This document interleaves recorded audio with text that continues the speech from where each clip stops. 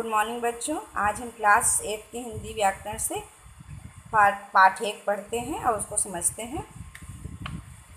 पाठ का नाम है भाषा और व्याकरण। पहले जानते हैं भाषा क्या होती है। हम जो बातें एक दूसरे से कहते हैं, समझते हैं, सुनते हैं, वही भाषा होती है। इस तरह से भाषा की परिभाषा भी यही होती है कि अपने विचारों का आदान प्रदान करना ही क्या कहलाता है, भाषा कहलाता है। जिस तरह से मैं आपसे अभी ये बात कह रही हूँ, ये भी भाषा है। आप उससे प्रश्न पूछेंगे, ये भी भाषा है। चित्र में देखिए, यहाँ टीचर इसे इशारे से और इस तरह से बता रही है, ये भी भाषा है। ये बच्चा बोल करके बता रहा है, मुझे खाना है, ये भी भाषा है। इस तरह से ये भाषा होती है। तो आपको समझ में आया होगा कि भाषा क्या होती है। भाषा अपने विचारों को आदान प्रदान करने का एक माध्यम होती है। अब यहाँ चित्रों में भी देख लीजिए, चित्र में भी देखिए, इस तरह से लिखा रहता है। आपने पढ़ा होगा पैदल पथ, आगे स्कूल है, टेढ़ा मेढ़ा रास्ता, टेढ़ा मेढ़ा रास्ता, ये देखा होगा। ये भी हम समझते हैं। तो यही क्या होता है, भाषा होता है। अब ये भाषा के रूप भी अलग होते हैं। देखिए, भाषा के कितने रूप होते हैं। भाषा के 2 रूप होते हैं। पहला मौखिक, दूसरा लिखित। मौखिक के अंतर्गत हम अपनी बात बोल करके बताते हैं। जैसे यहाँ चित्र में देखिए, बच्चा बता रहा है, मम्मी पापा इस बार अपने जन्मदिन पर मैं अपने मित्रों को बुलाना चाहता हूँ। तो ये क्या हो गया, बोल करके बताना। इसी तरह से आपने देखा होगा, कहानियाँ सुनना, समाचार पढ़ना, कविता सुनाना, गाना सुनाना, ये सब क्या आता है, मौखिक भाषा के अंतर्गत आता है। आगे देखते हैं कि लिखित भाषा क्या होती है। लिखित भाषा में क्या होता है, हम अपनी बातों को लिख करके बताते हैं। जैसे मैं प्रश्न पूछती हूँ, आप उसका उत्तर मुझे लिख करके बताते हैं। उसी को क्या कहते हैं, लिखित भाषा कहते हैं। अब आपको पता ही होगा कि हमारी भाषा कौन सी है, हिंदी भाषा है। 14 सितंबर सन 1949 को अनुच्छेद 343 में हिंदी को राजभाषा घोषित किया गया था। इसीलिए प्रत्येक वर्ष 14 सितंबर को हम हिंदी दिवस मनाते हैं। ठीक है, ये हिंदी भाषा ही हमारी संपर्क भाषा है, राष्ट्रभाषा है और अंतर्राष्ट्रीय भाषा भी कही जाती है। अब आप एक देखते हैं बोली। बोली क्या होती है, जो क्षेत्रीय रूप में बोला जाता है, जिस भाषा का प्रयोग किया जाता है उसे बोली कहते हैं। ठीक है, जैसे हमारे आपके क्षेत्र में अलग बोली बोली जाती है। आप मिर्ज़ापुर जाएंगे, आप किसी अन्य क्षेत्र में जाएंगे, आप बनारस जाएंगे, आप कानपुर जाएंगे, इन जिलों में जाएंगे तो आपको वहाँ पर दूसरी बोली सुनने को मिलती है। लेकिन भाषा क्या होती है, हिंदी ही होती है। अब भाषा है तो लिपि। लिपि क्या होती है, ये जान लीजिए। लिपि क्या होती है, ये जितनी भी चीज़ें लिखी हैं, जो आप वर्णमाला पढ़ते हैं, तो वर्णमाला को एक तरीके से लिखा जाता है, उसी तरीकों को क्या बोलते हैं, लिपि बोलते हैं। तो हमारी हिंदी भाषा की भी एक लिपि है, जिसे हम देवनागरी लिपि कहते हैं। इसी तरह से अंग्रेजी भाषा के जो वर्ण आप लिखते हैं, अल्फ़ाबेट्स लिखते हैं, वो भी क्या होता है, रोमन भाषा की लिपि होती है, जो हम अंग्रेजी भाषा में प्रयुक्त करते हैं। इस तरह से आगे बढ़ेंगे।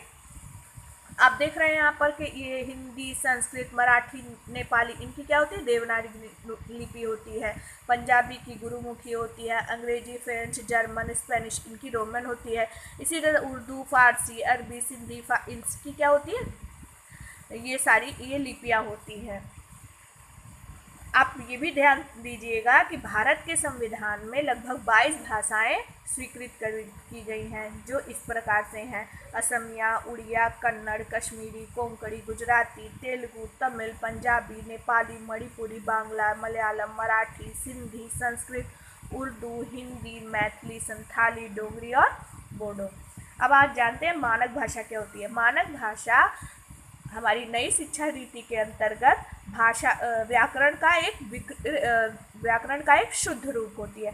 इसमें अब कुछ निर्देश हैं जो बदल गए हैं, जिन्हें लिखने का तरीका और बोलने का तरीका थोड़ा सा बदल गया है। जैसे कि आप यहाँ देखेंगे कि पहले हम इस श्री वगैरह लगाते थे, श्री लिखते थे तो एक साथ जोड़ देते थे, जैसे श्रीमती। तो अब क्या है, ये सब ऐसा नहीं होता है। अब इन सबको अलग अलग करके लिखना होता है। बाकी ये सारे इसके नियम हैं, जो आपके पास बुक गई है, आप इसको पढ़िएगा और समझिएगा। आगे देखते हैं व्याकरण क्या होता है। व्याकरण, अब कोई भाषा हो गई। भाषा आपको मैंने बताया आदान प्रदान का साधन होती है। अब उस भाषा को लिखने का तरीका भी बता दिया आपको कि देवनागरी में उसको लिखा जाता है, वो लिपि होती है। अब उस भाषा को हम शुद्ध लिख रहे हैं या अशुद्ध लिख रहे हैं, उसे किस तरीके से लिखना है, ये ज्ञान हमें व्याकरण कराता है। इसीलिए व्याकरण वह शास्त्र है जो भाषा के शुद्ध रूप का ज्ञान कराता है और उसको स्थायी एवं मानक रूप प्रदान करता है। व्याकरण के भी 3 भेद होते हैं, वर्ण विचार, शब्द विचार और वाक्य विचार। वर्ण विचार के अंतर्गत हम क्या देखते हैं कि किस तरह के अक्षर होते हैं, उनकी क्या बनावट होती है, उनके क्या भेद होते हैं, उनका उच्चारण किस तरह से किया जाता है, ये समझते हैं। शब्द विचार में हम क्या करते हैं, किस किस प्रकार के शब्द होते हैं, उनकी उत्पत्ति कहाँ हुई, जैसे आपने देखा होगा पर्यायवाची शब्द, समानार्थक शब्द, विलोम शब्द, ये सब शब्द विचार के अंतर्गत आते हैं।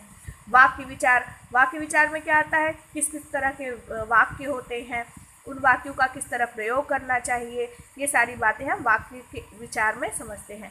आप अभी इतना समझिए, क्योंकि इन तीनों के बारे में हम आगे के चैप्टर में भी बहुत अच्छे तरीके से डिटेल में पूरा समझेंगे। आप साहित्य जान लीजिए क्या होता है। किसी भी भाषा के ज्ञान के संचित कोश को साहित्य कहते हैं। साहित्य में अपनी बात प्रायः 2 प्रकार से की जाती है। पहली तो गद्य के रूप में, जैसे हम लोगों को कहानी सुना करके संदेश देते हैं, शिक्षा देते हैं, या पत्र के माध्यम से अपनी बातें कहते हैं, तो वो क्या कहलाता है, गद्य रूप कहलाता है हिंदी का। और पद्य रूप, ये क्या होता है, कविता, गीत, छोटी छोटी रचनाएं, ये सब होते हैं पद्य रूप में। जैसे आपने देखा होगा उठो लाल अब आंखें खोलो, ये कविता है, तो हम पद्य रूप में अपनी बातों को कहते हैं, तो यही साहित्य के अंतर्गत आता है। तो आइए आज हमने क्या पढ़ा उसको एक बार दोहराते हैं। शब्दों द्वारा विचारों के आदान प्रदान को ही क्या कहते हैं, भाषा कहते हैं। भाषा के 2 रूप हैं, मौखिक और लिखित। संपूर्ण भारत की संपर्क भाषा क्या है, हिंदी है। हिंदी भाषा और साहित्य को समृद्ध बनाने में बोलियों का विशेष योगदान रहा है। भाषा की ध्वनियों को अंकित करने के लिए निश्चित किए गए चिन्हों की व्यवस्था को लिपि कहते हैं। सबसे प्राचीन लिपि ब्राह्मी लिपि है। समाज के शिष्ट वर्ग द्वारा अपनाए जाने वाला भाषा का व्याकरण रूप ही मानक भाषा कहलाता है। व्याकरण वह शास्त्र है जो भाषा के शुद्ध रूप का ज्ञान कराता है और उसको स्थायी एवं मानक रूप प्रदान करता है। व्याकरण के 3 भाग होते हैं, वर्ण, शब्द और वाक्य विचार। किसी भी भाषा के ज्ञान के संचित कोश को साहित्य कहते हैं।